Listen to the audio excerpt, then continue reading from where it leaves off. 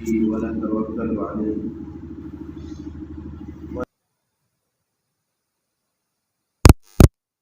أعمالنا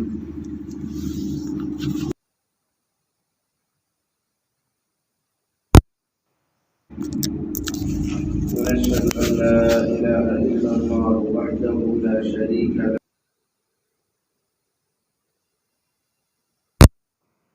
محمدا عبده ورسوله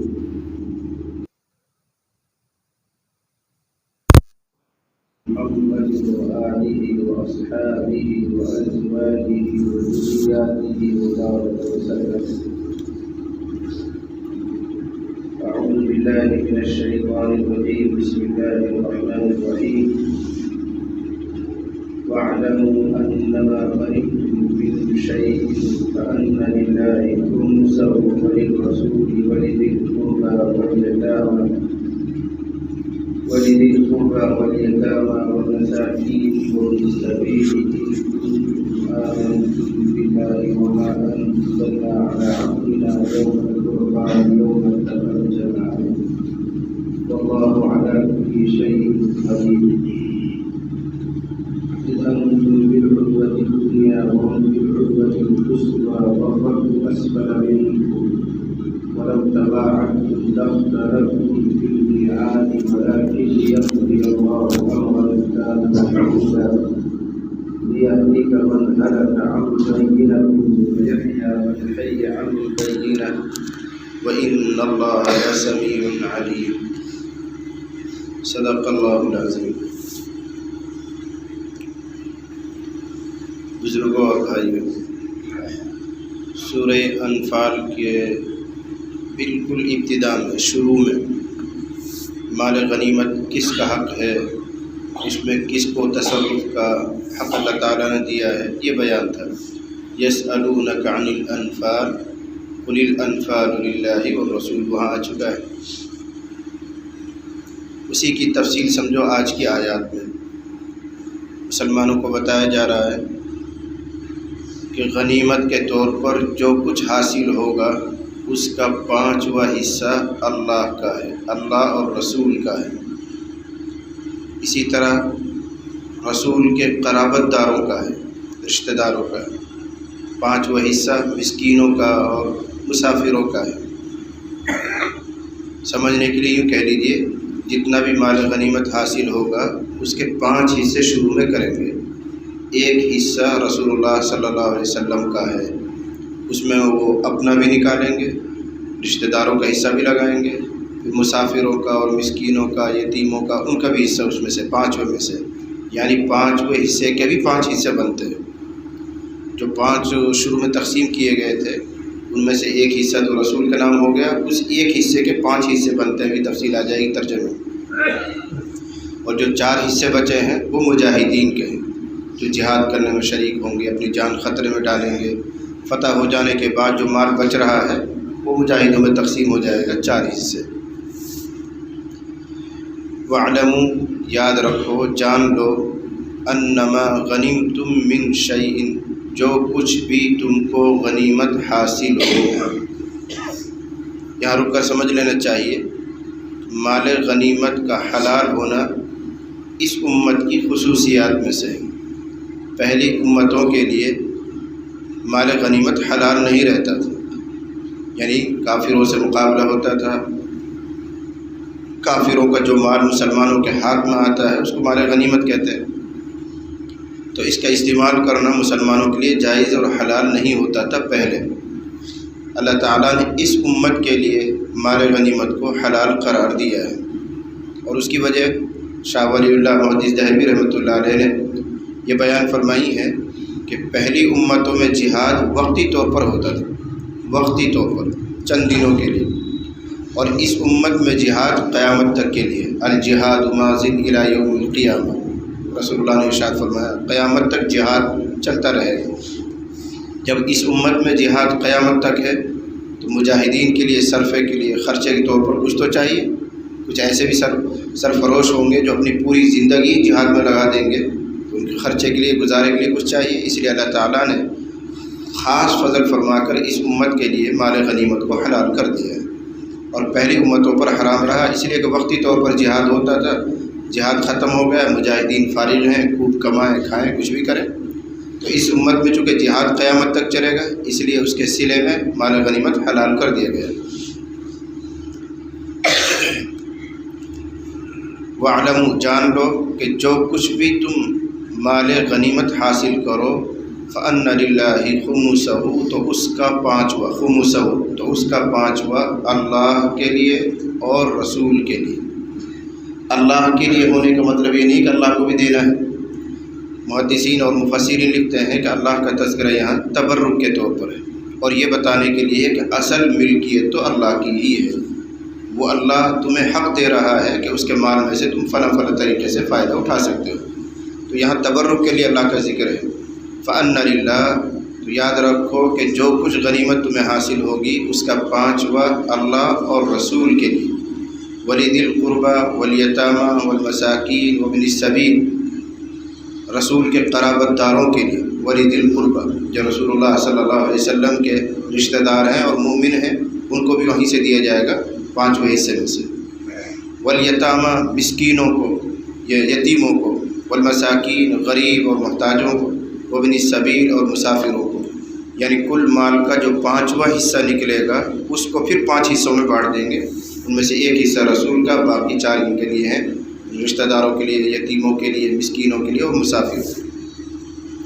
ان کنتم آمنتم باللہ اگر تم اللہ پر یقین رکھتے ہو، اگر اللہ کو مانتے ہو، اس کی شریعت کو تسلیم کرتے ہو، تو یہ قانون بھی تسلیم کرو کہ اللہ بتا رہا ہے کہ 5واں حصہ الگ کر لیا کرو رسول کا نام۔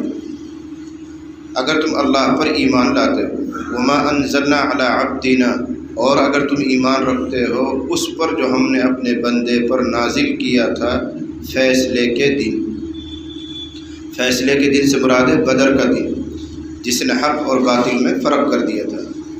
بہت تھوڑی تعداد ہونے کے باوجود مسلمانوں کو فتح مل گئی، جبکہ وہ نہتے تھے، خالی تھے، اور کافروں کی ایک بڑی تعداد تھی اور سب کے سب ہتھیار سے لیس تھے، پھر بھی شکست ہو گئی۔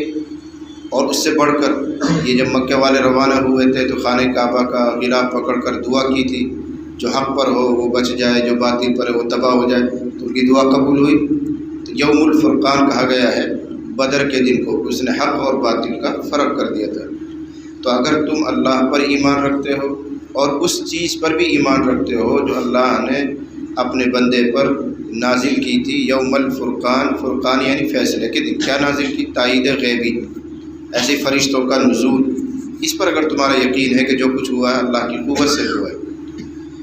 یوم الفرقان سے بدل ہے، اس کو سمجھانے کے لیے الگ سے اور جملہ ہے، یوم التقى الجمعان، جس دن 2 جماعتیں آپس میں بھڑ گئی تھی۔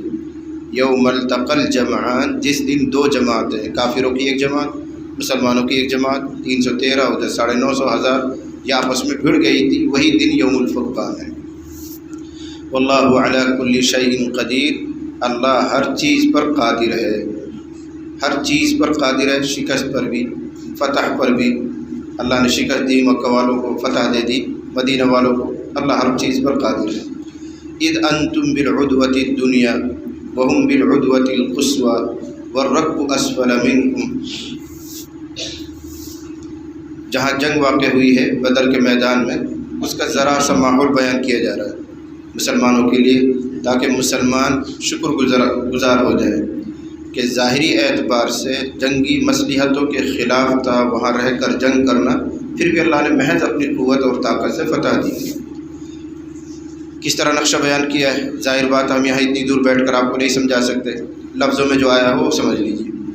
اذ انتم بالعدوۃ الدنیا، جب کہ تم میدان جنگ کے قریبی کنارے پر تھے، عدوۃ کنارے کو کہتے ہیں، میدان جنگ کے قریبی کنارے پر تھے، قریبی سے مراد مدینے کی سمت، میدان بدر جو بنا ہوا ہے اس کی وہ جانب جو مدینے کے قریب ہے اس پر تم لوگ تھے مسلمان، اور مدینے سے جو جانب دور ہے مکے کی سائیڈ میں اس طرف کفار مکہ کھڑے تھے۔ یہ نقشہ قرآن بیان کر رہا ہے۔ اب اگر وہاں موجود ہوتے تو سمجھا جا سکتا تھا کہ یہی سوال مراد ہے۔ اذ انتم، جب کہ تم، بالعدوۃ الدنیا، قریبی کنارے پر تھے، وہ یعنی میدان بدر کی وہ سمت جو مدینے کے قریب ہے۔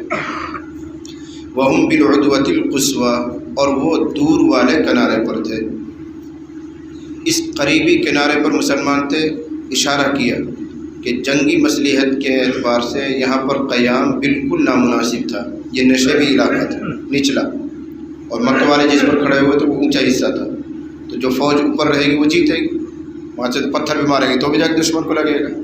مسلمان نچلے والے حصے میں، میں نے پہلے بھی بتایا تھا، مسلمان جس جگہ پر کھڑے ہوئے تھے وہ یعنی ریتیلی علاقہ تھا، پاؤں دھستے تھے چلتے وقت، اس طرف اشارہ کیا جا رہا کہ تم تو قریبی کنارے پر تھے جو جنگی مصلحت کے اعتبار سے بالکل نامناسب تھا، اور وہ اوپر والے کنارے پر تھے جو جنگی مصلحت کے بالکل عین موافق ہے، پھر بھی اللہ تعالیٰ نے تمہاری مدد فرمائی۔ وَالرَّكْبُ أَسْفَلَ مِنْكُمْ، اور تجارتی قافلہ تمہارے نیچے تھا۔ تجارتی قافلے سے مراد ہے ابو سفیان، جس کو لے کر ملک شام سے آ رہا تھا، اسی کو پکڑنے کے لیے مسلمان چلے تھے، لیکن وہ اپنے قافلے کو بچا کر سمندر کے کنارے کنارے مکہ کی طرف چلا گیا، وہ بچ گیا۔ تو اللہ تعالیٰ فرما رہا ہے گویا 3 جماعت ہوگی، مسلمانوں کی ایک جماعت، کافروں کی ایک جماعت، اور ابو سفیان کی قیادت میں جو لشکر تجارت کر کے آ رہا تو وہ، یہ فرض کرو کہ یہ ٹیبل میدان بدر ہے، تو اس کے پرلے حصے پر مسلمان ہیں، اس حصے پر کافر ہیں، اسی کنارے کے نیچے نیچے سمندری کنارے سے ابو سفیان اپنا قافلہ لے کر نکل گئے ہیں۔ تو اے مسلمان، جس قافلے کی تلاش میں تم تھے وہ تو نکل گیا کنارے کنارے تمہارے نیچے سے، اور تمہارے سروں پر کھڑا ہو گیا مکہ کا نیا لشکر آ کر، اور وہ موافق حالات ان کے، اور وہ تمہیں دبانے چاہتے تھے۔ اس طرح شکر گزاری کے جذبہ ابھارا جا رہا ہے، کیسے موقع پر اللہ تعالیٰ نے تمہاری مدد کی۔ اذ انتم بالعدوۃ الدنیا، جبکہ تم قریبی کنارے پر تھے اور وہ دور والے کنارے پر تھے۔ والرکب اسفل منکم، اور تجارتی قافلہ، رکب قافلہ، اور تجارتی قافلہ تم سے نیچے نیچے نکل کے چلا گیا تھا، نشیبی علاقے سے جو سمندری کنارہ تھا اس سے نکل کر چلا گیا۔ وَلَوْ تَوَاعَدْتُمْ لَاخْتَلَفْتُمْ فِي الْمِيعَادِ، اللہ کو یہ جنگ کروانی ہی تھی، خلاصہ یہ آئے تو اللہ کو یہ جنگ کروانی ہی تھی تاکہ اللہ مسلمانوں کی فتح اور مدد کر سکے اور دنیا میں حق ظاہر ہو جائے، باطل سرنگو ہو جائے، یہ اللہ کو کرنا ہی تھا۔ اس لیے بغیر کسی پلاننگ کے، مسلمانوں کا کوئی ارادہ نہیں جنگ کرنے کا، مکے سے جو 1000 کا لشکر آیا تھا ان کے دلوں میں بھی پختگی نہیں تھی، ابھی میں تفصیل سناؤں گا، لیکن دونوں طرف سے ارادہ نہ ہونے کے باوجود صورتحال ایسی بن گئی کہ جنگ ہونا ناگزیر ہو گیا، اللہ کو کروانی ہی تھی۔ اللہ یہ سمجھا رہے ہیں اس آیت میں، فرما رہے وَلَوْ تَوَاعَدْتُمْ، اگر تم آپس میں وقت متعین کرتے کہ فلاں تاریخ میں، فلاں وقت، فلاں میدان میں ہم اور تم مل کر جنگ کریں گے، تو ممکن تھا کہ تم آپس میں اختلاف کر جاتے اور جنگ نہ ہوتی۔ کیوں نہیں ہوتی؟ مسلمان دیکھ کے یہ کہتے اتنی بڑی تعداد سے لڑنا بالکل حکمت کے خلاف ہے، نہیں لڑنا چاہیے، مسلمانوں میں آپس میں رائے کا اختلاف ہو جاتا ہے۔ کافر یوں کہتے یہ ہمارے ہی گھر کے لوگ ہیں، ہم کیوں ماریں ان کو، لیکن اللہ کو کروانا تھا، اللہ کو کروانا تھا، پھر بھی جنگ ہوئی۔ تو اگر تم خود باہمی مشورے سے تاریخ طے کرتے، وقت متعین کرتے، تو شاید تعین نہ کر پاتے اور آپسی اختلاف رائے کی وجہ سے یہ جنگ کی نوبت نہ آتی، لیکن اللہ کو کروانا تھا، نہ انہوں نے سوچا تھا نہ تم نے سوچا تھا کہ جنگ کی نوبت آئے گی، اور کروائی اللہ نے۔ وَلَوْ تَوَاعَدْتُمْ، اگر تم آپس میں وعدہ کرتے، وقت طے کرتے، لَاخْتَلَفْتُمْ، تو ضرور تم آپس میں اختلاف کرتے، فِي الْمِيعَادِ، وقت مقررہ میں، وقت کی تعیین میں تم لوگ اختلاف کرتے اور جنگ کی نوبت نہ آتی۔ وَلَكِنْ لِيَقْضِيَ اللَّهُ أَمْرًا كَانَ مَفْعُولًا، لیکن ہوا تاکہ اللہ تعالیٰ پورا کر دے اس بات کو جو ہو کر رہنی تھی۔ لیقضی اللہ، تاکہ اللہ تعالیٰ فیصلہ کر دے، امراً اس بات کا، کان مفعولا، جو ہونے والا تھا، یعنی جو اللہ نے اپنی تقدیر میں لکھ رکھا تھا وہ ہو کر رہے گا، اس کے لیے اللہ تعالیٰ نے اسباب بنائے، وہ بھی نہ چاہتے ہوئے میدان اتر گئے اور تم بھی آ گئے۔ ایسا کیوں کروایا اللہ تعالیٰ نے؟ لیہلک من ہلک عن بینہ، عن بمعنی بعد بینۃ، تاکہ جو ہلاک ہو وہ ہلاک ہو واضح دلیل کے بعد، جو زندہ رہے وہ زندہ رہے واضح دلیل کے بعد۔ آسان لفظوں میں، جس کو مرنا ہو حق دیکھ کر مرے تاکہ اتمام حجت ہو جائے۔ کس کو مرنا تھا؟ کفار مکہ میں سے 70 مرے، تو وہ اللہ کے یہاں یہ نہیں کہہ سکتے تھے ہمارے سامنے ابھی حق واضح نہیں ہوا تھا اس لیے ہم شک میں تھے، فلاں تھے، تو حق کو دیکھ لے وہ اچھی طرح پھر مرے۔ جس کو زندہ رہنا ہے وہ بھی مشاہدہ حق کے بعد زندہ رہے، اس کے خلاف بھی اتمام حجت ہو جائے۔ تو لیہلک من ہلک عن بینہ، جس کو ہلاک ہونا ہے وہ ہلاک ہو جائے حق کے دلائل دیکھنے کے بعد، عن بینہ، ویحییٰ، اور جس کو زندہ رہنا ہے وہ زندہ رہے عن بینۃ بعد بینۃ، واضح دلیل کے بعد۔ وإن اللہ لسمیع علیم، اور یقیناً اللہ تعالیٰ سننے والا جانکار ہے۔ اب اللہ تعالیٰ نے کس طرح مدد فرمائی ہے خفیہ طور پر مسلمانوں کی، اس کی ذرا سی جھلک۔ رسول اللہ صلی اللہ علیہ وسلم نے خواب دیکھا، ابھی صرف باتیں چل رہی ہیں، ہو سکتا ہے جنگ کی نوبت آ جائے، ابھی طے نہیں ہوئی ہے جنگ۔ اب رسول اللہ صلی اللہ علیہ وسلم خواب دیکھ رہے ہیں، ابھی لشکر سامنے نہیں ہے کافروں کا، تو خواب میں آپ نے دیکھا کہ بہت معمولی سا لشکر ہے کافروں کا، حالانکہ 1000 تھا، خواب میں آپ کو بہت تھوڑے دکھائے گئے، اور نبی کا خواب سچا ہوتا ہے۔ تو مسلمانوں کو آپ نے سنایا پھر میں نے خواب میں دیکھا ہے تمہارے مقابلے میں جو کافر آ رہے ہیں وہ کوئی بہت بڑی تعداد نہیں ہے، بہت تھوڑی تعداد ہے، تو مسلمانوں کو حوصلے بلند ہو گئے، ہم ضرور لڑیں گے۔ اگر صحیح خواب میں تعداد دکھا دی جاتی کہ 1000 ہیں، اور رسول اللہ کہہ دیتے کہ خواب میں 1000 میں نے دیکھا ہے تم سے لڑنے کے لیے آ رہے ہیں، تو شاید مسلمان تیار نہ ہوتے۔ تو اللہ تعالیٰ نے رسول اللہ کو پہلے خواب دکھایا، اور خواب میں ان کی تعداد معمولی دکھائی۔ اب رسول اللہ نے اپنا خواب سنایا تو مسلمانوں کو حوصلے بلند ہو گئے، اتنوں کو تو ہم دیکھ لیں گے۔ مثال طور پر 1000 میں سے ان کو 200 دکھائے گئے، 300 دکھائے گئے، تو 313 صحابہ تو انہوں کا ان کو تو ہم قابو کر لیں گے، 500 دکھائے گئے، ان کو بھی ہم قابو کر لیں گے۔ پوری 1000 تعداد نہیں دکھائی گئی تھی خواب میں۔ اسی کے ذیل میں حضرت تھانوی علیہ الرحمٰن نے لکھا ہے کہ ضروری نہیں ہے کہ خواب کا ہر جز قابل تعبیر ہو۔ یہاں دیکھو کم تعداد دکھائی گئی تھی تو اس کی تعبیر یہ نہیں کہ وہ کم ہی رہیں گے، مراد یہ تھی کہ افراد زیادہ ہوں گے لیکن ان کی قوت اتنے کم تعداد کے برابر رہے گی۔ اگر تعبیر نکالنا چاہیں تو نکال سکتے ہیں۔ 1000 کی تعداد تھی کفار مکہ کی، اور خواب میں مثال طور پر وہ 200 250 دکھائے گئے ہیں۔ اس کا مطلب یہ تھا کہ 1000 کی قوت صرف 200 کے برابر رہے گی، جسم زیادہ رہیں گے قوت کم ہے، تعبیر بن سکتی تھی۔ لیکن حضرت تھانوی علیہ الرحمٰن فرمایا کہ اس سے یہ سمجھ میں آیا خواب کا ہر جز قابل تعبیر نہیں ہوتا۔ اسی کے ذیل میں حضرت تھانوی نے لکھا بعض مرتبہ بعض واقعات کو اللہ تعالیٰ اپنے پیغمبر سے بھی مخفی رکھتا ہے، جیسے اس خواب میں صحیح تعداد کو اللہ نے چھپا کر رکھا، ظاہر نہیں کیا، اللہ کی مصلحتوں کو اللہ جانے۔ جب پیغمبر پر بھی بعض واقعات مخفی رہ سکتے ہیں تو ان کے بعد جو ان کے جانشین ہیں خلفائے راشدین، پھر نیچے اولیاء کرام فلاں فلاں، ان کے لیے تو یقینی بات ہے کہ واقعات مخفی رہیں گے، پردے خفافہ رہیں گے۔ یعنی ضروری نہیں ہے کہ کتنے بڑا اللہ والا ہو اس کو کشف اور کرامت کے ذریعے صحیح بات دکھائی جا رہی ہے۔ رسول اللہ صلی اللہ علیہ وسلم کو بھی خواب میں صحیح نہیں دکھایا گیا، تعداد کم دکھائی گئی، وہ اللہ کی مصلحت تھی۔ اسی خواب کا تذکرہ یہاں ہے۔ اذ یریکہم اللہ، اذ یریکہ کاف مفعول ہے، ہم پھر مفعول ثانی ہے، فی منامک قلیلا، فی منامک یہاں سے ہم تک ترجمہ کریں گے۔ وہ وقت بھی قابل ذکر ہے جب آپ کے خواب میں انہیں اللہ تعالیٰ آپ کو کم دکھا رہا تھا، جب کہ اللہ تعالیٰ کا ترجمہ اذ یریکہ، جب کہ اللہ تعالیٰ آپ کو دکھلا رہا تھا انہیں آپ کے خواب میں قلیلاً تھوڑا، وہ بہت زیادہ تھے لیکن آپ کے خواب میں وہ کم دکھلائے گئے۔ ولو اراکہم، اگر اللہ تعالیٰ آپ کو انہیں زیادہ دکھا دیتا، جتنی ان کی تعداد تھی مکمل دکھا دیتا، لفشلتم، تو مسلمانوں تم کم ہمت ہو جاتے، تم پھسل جاتے، لفشلتم ہمت ہار جاتے، ولتنازعتم فی الامر، اور تم جنگ کے معاملے میں آپس میں اختلاف کرتے۔ کوئی کہتا ہے کہ نہیں لڑنا چاہیے، 1000 کے مقابلے میں ہماری تعداد بہت محدود ہے، ویسے بھی ہمارے پاس ہتھیار نہیں ہے، نشے بھی زمین میں ہے، فلاں ہے فلاں، طرح طرح کی باتیں تم نکالتے اور تمہاری باتیں دنیاوی اعتبار سے درست بھی ہوتی۔ وَلَتَنَازَعْتُمْ فِي الْأَمْرِ وَلَكِنَّ اللَّهَ سَلَّمَ، لیکن اللہ تعالیٰ نے بچایا، کس سے بچایا؟ اختلاف سے، اور اس طرح بچایا کہ کافروں کی تعداد رسول اللہ کو خواب میں بہت محدود دکھائی گئی۔ رسول اللہ نے جب خواب بیان کیا تو مسلمانوں میں جوش آ گئے، نہیں لڑیں گے، اتنے کو تو ہم قابو کر لیں گے۔ اِنَّهُ عَلِيمٌ بِذَاتِ الصُّدُورِ، اللہ تعالیٰ خوب اچھی طرح جانتا ہے سینے کی باتوں کو بھی، مسلمانوں کے اندر کیا وسوسے چل رہے تھے، کیا خیالات تھے، اللہ اس سے بھی واقف ہے۔ اس کی مصلحت کا تقاضا ہوا کہ اس طرح ایک خواب دکھایا گیا۔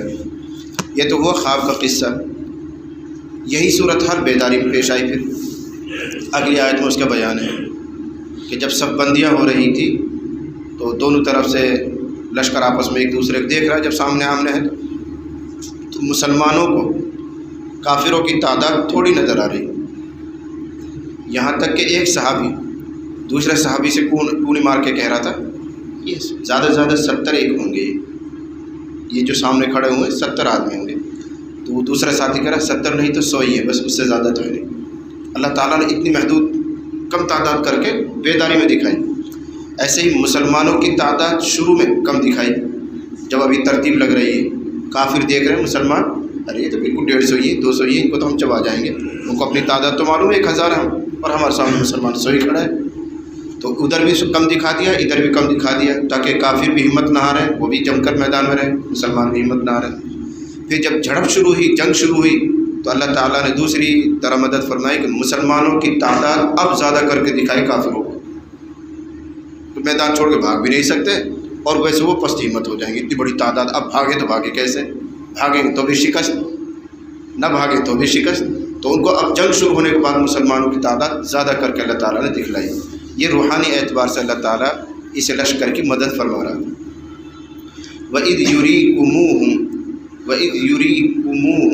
وہ وقت بھی قابل ذکر ہے جب اللہ تعالیٰ تم کو انہیں دکھلا رہا تھا، اِذِ التَّقَيْتُمْ جب تم آپس میں مقابل ہوئے تھے، آمنے سامنے ہوئے تھے بیداری میں، فی اعینکم تمہاری آنکھوں میں، قلیلاً تھوڑا، اللہ تعالیٰ تمہاری آنکھوں میں جب مقابل ہو گئے تھے ان کو تمہاری آنکھوں میں کم دکھا رہا تھا، وَيُقَلِّلُكُمْ اور تمہیں بھی کم کر کے دکھلا رہا تھا ان کی آنکھوں میں، لِيَقْضِيَ اللَّهُ أَمْرًا كَانَ مَفْعُولًا تاکہ اللہ تعالیٰ پورا کر سکے اس کام کو جو ہونا تھا۔ اللہ کو یہ جنگ کروانی تھی، اس لیے ایسے ایسے اسباب بنائے تاکہ دونوں جماعتوں میں سے کوئی ہمت نہ ہار جائے اور حوصلے ان کے بلند ہی رہیں، اخیر تک مقابلے کی نوبت پیش آ جائے۔ وَإِلَى اللَّهِ تُرْجَعُ الْأُمُورُ تم سب کے معاملات اللہ تعالیٰ کی طرف ہی لوٹائے جائیں گے، یعنی جو کچھ صلہ تمہیں یہاں مل رہا ہے یہ صلہ نہیں ہے، یہ تو فضل ہے، اصل معاملات تو اللہ کے وہاں نمٹائے جائیں گے۔ اہل خیر کو وہاں بھلائیاں ملے گی، اہل شر کو وہاں سزا ملنے والی ہے، دنیا میں اگر کچھ ہو بھی رہا ہے تو یہ اس کی سزا اور جزا نہیں ہے۔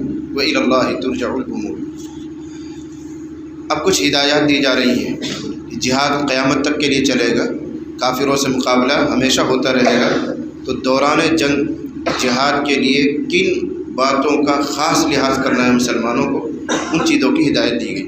یا ایھا الذین آمنوا اذا لقیتم فئة، اے ایمان والو جب تم مقابل ہو جاؤ، جب تم آمنے سامنے ہو جاؤ، فئة کسی جماعت کے، فئة سے مراد باطل فرقہ، کافروں کی جماعت جو تمہارے مقابلے میں آئے، اذا لقیتم جب تم مقابل ہو جاؤ کسی جماعت کے، فاثبتوا تو پہلا کام ہے ثابت قدم رہو، ہمت مت ہارنا، اپنی کم تعداد کو مت دیکھنا، اللہ کے فضل پر نگاہ رکھنا، فاثبتوا ثابت قدم رہو، لیکن اس کے ساتھ دوسرا حکم ہے واذکروا اللہ کثیرا، اللہ کو کثرت سے یاد کرنا۔ کیوں؟ جنگ جیتنے کے لیے دو چیزوں کی ضرورت ہے، ثابت قدمی اور ثبات قلبی، پاؤں بھی مضبوط رہنا چاہیے، آپ جمع رہے، اور دل بھی مضبوط رہے۔ اگر پہلوان آدمی ہے لیکن ویسے دل اس کا کمزور ہے تو ہار جائے گا، تو دل بھی مضبوط ہو، اس کے نتیجے میں آدمی کے قدم مضبوط ہو جاتے ہیں۔ اس لیے ذکر کا تذکرہ کہ ذکر کرتا رہے نا، اس ذکر کی وجہ سے تمہیں ثبات قلبی نصیب ہوگی، دل کا جمع ملے گا، اور جب دل مضبوط ہو جائے گا فاثبتوا کا حکم خود بخود پورا ہو جائے گا۔ وہ ربط ہے دونوں۔ اے ایمان والو جب کافروں سے مقابلہ کرو فاثبتوا ثابت قدم رہنا، اور ثابت قدمی حاصل ہوتی ہے دل کی مضبوطی سے، اور دل کی مضبوطی حاصل ہوتی ہے اللہ کا ذکر کرنے۔ جب دھیان اللہ پر ہے پھر ڈرو گا کیوں؟ جب اللہ دماغ سے نکل جائے گا تو آدمی پھر اسباب میں دیکھے گا، اسباب کی قلت ہے ویسے ہی کم ہمت ہو جاؤ گے۔ اللہ پر نگاہ رکھنا، جب اللہ پر نگاہ رہے گی دل مضبوط رہے گا، جب دل مضبوط رہے گا پاؤں جمے رہیں گے، اکھڑیں گے۔ اس مناسبت سے یہ جملہ یہاں پر آ رہا ہے، فاثبتوا ثابت قدم رہنا، واذکروا اللہ کثیرا اور اللہ کو خوب یاد کرنا، توبہ کرو اس وقت، اللہ کا ذکر یعنی سبحان اللہ الحمدللہ کرو، اللہ سے مدد مانگو، یہ ہے ذکر، لعلکم تفلحون تاکہ تم کامیاب ہو سکو۔ دو ہدایت، ثابت قدم رہنا اور اللہ کو یاد کرتے رہنا۔ تیسری ہدایت وَأَطِيعُوا اللَّهَ وَرَسُولَهُ، اے مجاہدوں، اے مسلمانوں، میدان جنگ میں اترنے والوں، اللہ اس کے رسول کی اطاعت کرنا۔ وہ چاہے وہ حکم دے دے اس کو بجا لاؤ۔ اب اللہ اور رسول ان کے جو نائب ہوں گے خلفائے راشدین رہے ہوں گے، اس کے بعد اب جب بھی کبھی جہاد کی نوبت آئے گی جو تمہارا امیر المؤمنین ہوگا اس کی اطاعت کرتے رہنا۔ چوتھی ہدایت ولا تنازعوا، آپس میں اختلاف مت کرنا۔ جب آپس میں رنجش پیدا ہو جائے گی اتحاد ٹوٹے گا، اتحاد ٹوٹنے سے شکست آتی ہے، کمزوری آتی ہے، قوت تقسیم ہو جاتی ہے، آدمی کا ذہن بھی بڑھ جاتا ہے، طاقت بھی بڑھ جاتی ہے، اس لیے متحد رہنا۔ ولا تنازعوا، آپس میں اختلاف نہ کرنا، فتفشلوا، کہ تم کم ہمت ہو جاؤ گے۔ جب آپس میں اختلاف کرو گے رنجش پیدا ہو جائے گی، کسی پر کوئی بھروسہ نہیں کرے گا، ہر ایک دوسرے کو سمجھے گا یہ بھی ہم میں سے نہیں، یہ بھی ہم میں سے نہیں، قوت ختم ہو جائے گی۔ وتذهب ريحكم، اور تمہاری ہوا اکھڑ جائے گی، جو تمہارے ایک رعب بن رہا ہوگا تمہارے آپسی اختلاف کی وجہ سے وہ رعب ختم ہو جائے گا۔ اور چھٹی ہدایت سمجھ لیجیے آخری، وَاصْبِرُوا، جمع رہنا، صبر کرنا۔ صبر کے معنی جھیلنا نہیں، صبر کا مطلب ہے استقامت، جمع رہو، بہت جلدی نتیجے کی امید مت لگاؤ، مایوس ہو کر کام کو چھوڑ دیا، صاحب اتنے دن سے لڑ رہے کوئی فتح ہی نہیں ہو رہی، لگے رہو، ثابت قدمی کے ساتھ کام پر لگے رہو تو اللہ تعالیٰ تمہارے لیے نتیجہ اچھا نکالے گا۔ وَاصْبِرُوا، صبر کرو، جمع رہو۔ ان اللہ مع الصابرین، یقیناً اللہ تعالیٰ صبر کرنے والوں کے ساتھ ہے۔ سمجھنے کے لیے ترجمہ کر سکتے ہیں یقیناً اللہ تعالیٰ جمع رہنے والوں کے ساتھ ہے، جو جس کام پہ لگے اور مسلسل لگا رہے تو اس کے ساتھ اللہ کی مدد ہوتی ہے۔ یہ ہر چیز میں ہے، مثلا کوئی آدمی دکان کھول رہا ہے تو سال 2 سال 1.5 سال میں ہمت ہار کے دکان چھوڑ دیتا ہے۔ جمع رہو، کبھی گھاٹا بھی آئے گا، کبھی نقصان بھی ہوگا، لگے رہیں گے تو انشاءاللہ پھر برکت آنی شروع ہو جائے گی۔ ان اللہ مع الصابرین۔ ایسے ہم خانقاہ میں جڑ گئے، ذکر فکر کرتے ہیں تو بہت جلدی نتیجوں کو امید مت لگانا، جمع رہو، لگے رہو، جو تمہیں ہدایت دی جا رہی لگے رہو، کرتے رہو، ایک دن آئے گا کہ اللہ تمہارے وساوس کو بھی ختم کر دے گا، دل جمی بھی حاضر ہو جائے گی، کیفیات بھی بہتر ہو جائیں گی، اخلاص بھی مل ہی جائے گا، قبولیت بھی مل ہی جائے گی۔ ان اللہ مع الصابرین، اللہ تعالیٰ جمع رہنے والوں کے ساتھ ہے۔ جو کچھ دن کام کر کے چھوڑ دیتے ہیں وہ محروم ہو جاتے ہیں، جو مسلسل کرتے رہتے ہیں وہ پا جاتے ہیں۔ تسلسل میں بڑی برکت ہے۔ بزرگان دین مثال دیا کرتے ہیں کہ اگر کسی جگہ سے ایک ٹپکا، ایک قطرہ مسلسل چٹان پر گرے، کسی موری میں سے، چھت پہ سے، کہیں سے ٹپکتا ہے ایک قطرہ اور مسلسل گرتا ہے تو ایک دن ایسا بھی آئے گا کہ چٹان میں سوراخ ہو جائے گا، حالانکہ وہ قطرے میں کوئی دم نہیں ہے، ایک چھینٹ ہی تو ہے، ایک ٹپکا ہی تو ہے، لیکن اگر وہ مسلسل گرتا رہے ایک دن ایسا آئے گا کہ زمین میں وہ چٹان پہ سوراخ بھی ہو جائے گا۔ اور منو پانی بھر کر آپ یوں ڈرام سے بہا دیجئے، اس سے کچھ ہونے جانے والا نہیں۔ یعنی اگر کوئی آدمی عمل کرے تو مسلسل کرے، چاہے تھوڑا سا عمل ہو، 13 تسبیح نہیں لیکن آدھی کرتا ہے، 7 تسبیح کرتا ہے، 6 تسبیح کرتا ہے، لگاتار کرتا ہے تو اس کا ایک فائدہ ظاہر ہوگا۔ لیکن کسی دن جوش میں آئے تو 13 کر لی، 15 بھی کر لی اور پھر تسبیح دن کے لیے ناغہ کر دی، پھر جوش آیا پھر ساری کر ڈالی، پھر چھوڑ دی، تو اس سے کچھ نہیں ہوگا۔ جو کچھ کرو مسلسل کرو۔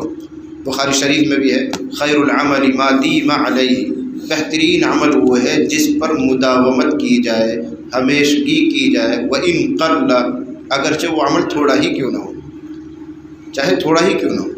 جو بھی عمل اختیار کرنا پابندی سے، بھائی مغرب کے بعد مجھے 4 رکعت پڑھنی ہے تو پڑھنی ہے، لگاتار پڑھتے رہو۔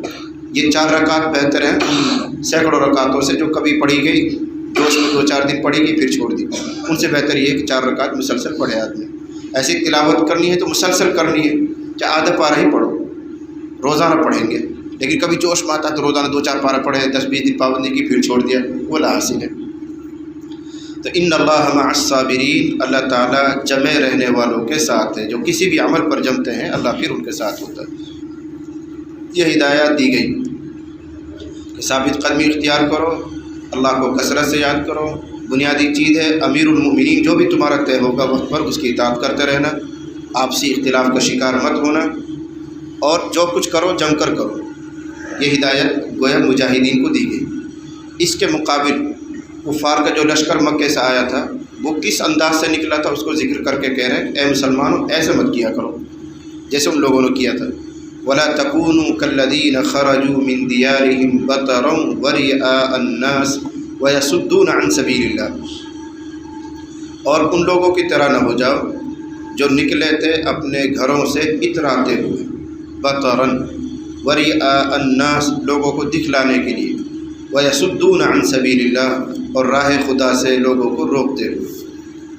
یہ کون تھے؟ یہ کفار مکہ تھے۔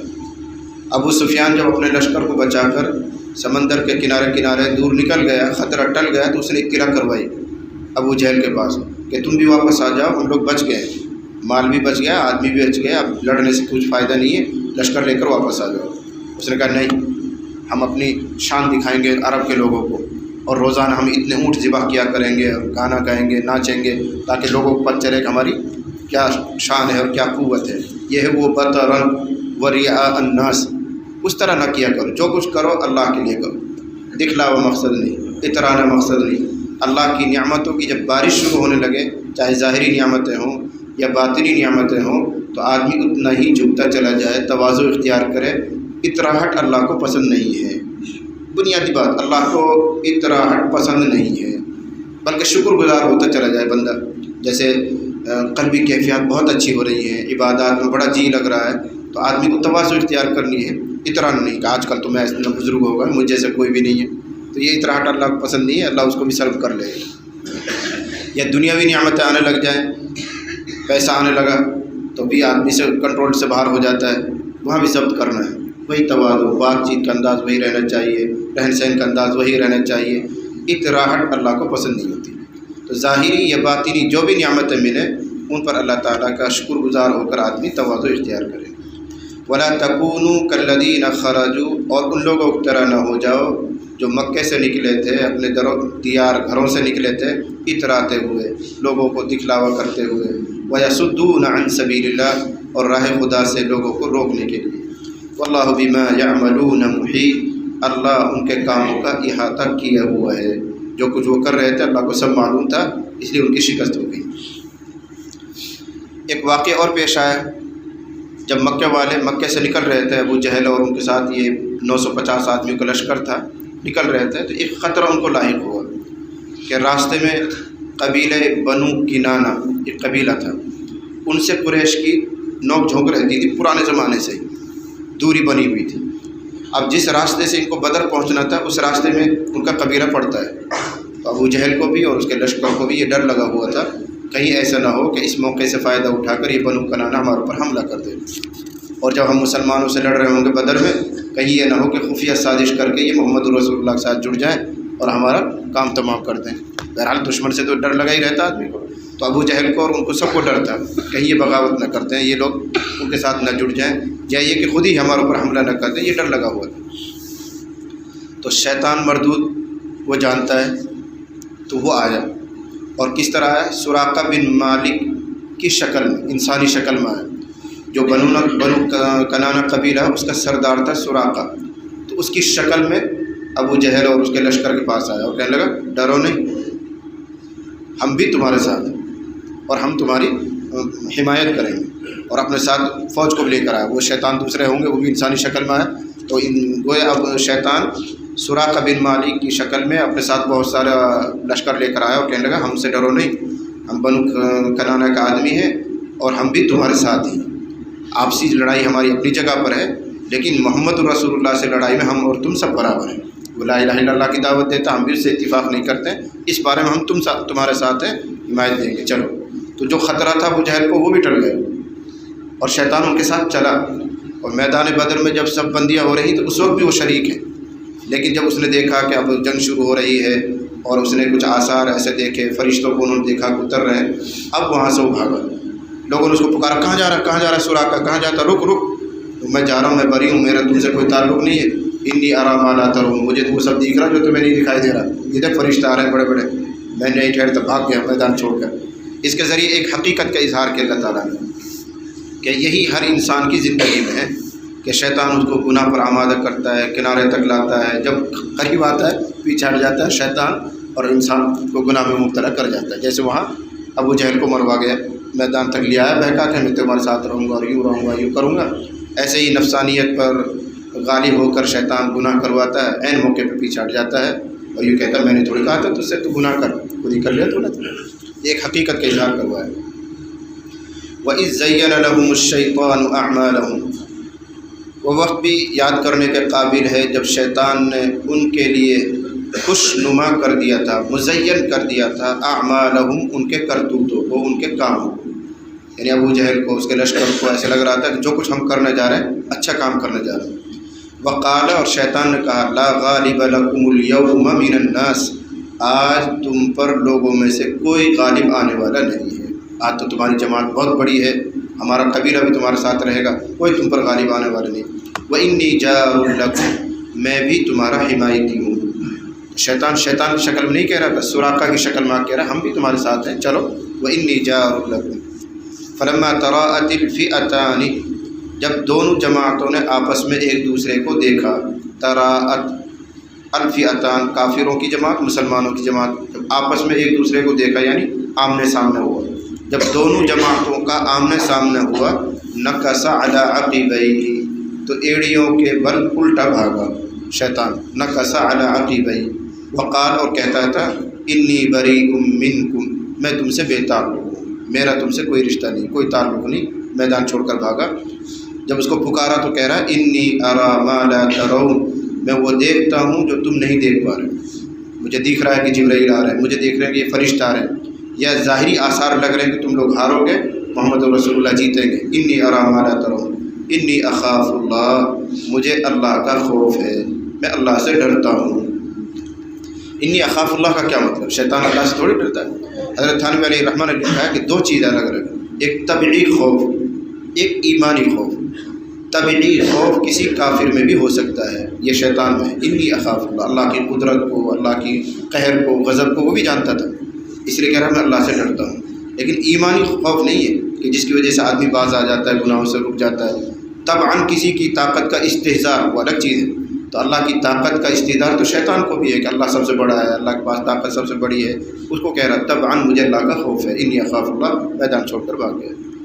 واللہ شدید العقاب، یہیں سے لکھا حضرت تھانوی ہے. طبعی خوف کافی نہیں ہوتا، ایمانی خوف چاہیے. اور ایمانی خوف کا مطلب ہوتا ہے عوامر کی تعمیل، اللہ کے جو احکام ہیں ان کو پورا کر رہے بندہ، اور جو مناہی ہے ان سے رکے، بس یہی ایمانی خوف کہلاتا ہے. واللہ شدید العقاب، اللہ تعالیٰ سخت سزا دینے والا ہے. اللہ تعالیٰ مجھے اور آپ کو سب کو عمل کی سعادت اور توفیق عطا فرمائے.